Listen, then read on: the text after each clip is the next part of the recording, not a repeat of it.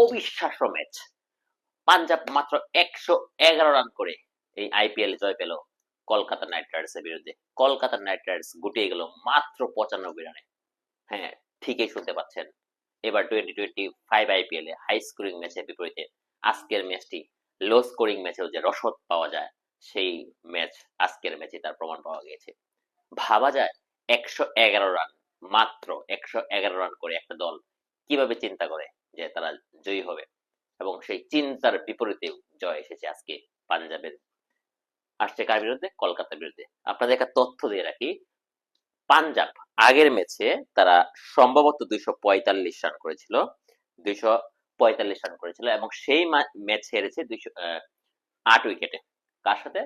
IPL এর বিধ্বংসী team sunrise হায়দ্রাবাদে। আমি আবার রিপিট করি, 245 রান করেও হেরেছে হায়দ্রাবাদের সাথে। আর আজকে করেছে মাত্র 111 রান, জয়ী হয়েছে 16 রানে।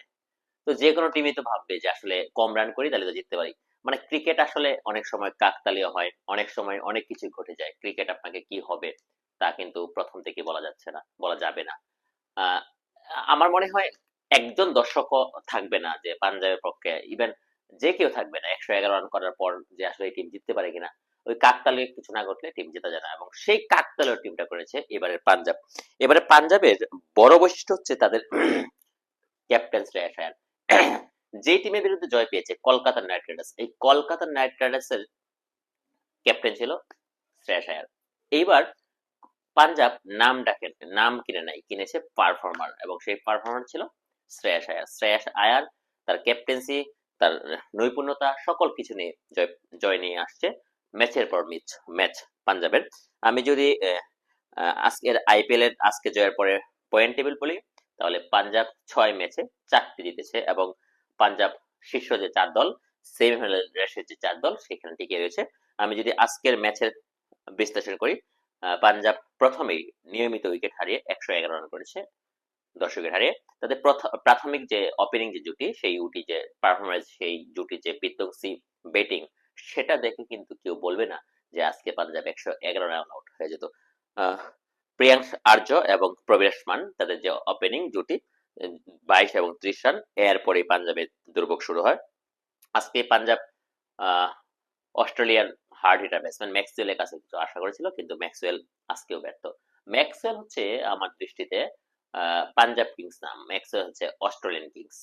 আমি খুব কম আইপিএল ইনিংস দেখেছি ম্যাক্সওয়েলের কাছে, কিন্তু প্রত্যেক ফ্র্যাঞ্চাইজি বিশ্বাস করে মনে প্রাণে যে ম্যাক্সওয়েল যেদিন খেলবে সেদিন একাই নিয়ে আসবে ম্যাচ। কিন্তু সেই দিনটা কবে আসবে ম্যাচ চলে গেছে, এটা এখনো ক্রিকেটার অপেক্ষায় রয়েছে। আমি যদি বোলিং এর কথা বলি, Harshit Rana 3 wicket, Varun Chakravarthy 2 wicket, Narine 2 wicket, Nortje 2 wicket, এবং ভৈরব আরো 1 উইকেট। মানে প্রত্যেকেই রেগুলার বিরতিতে উইকেট নিয়েছে।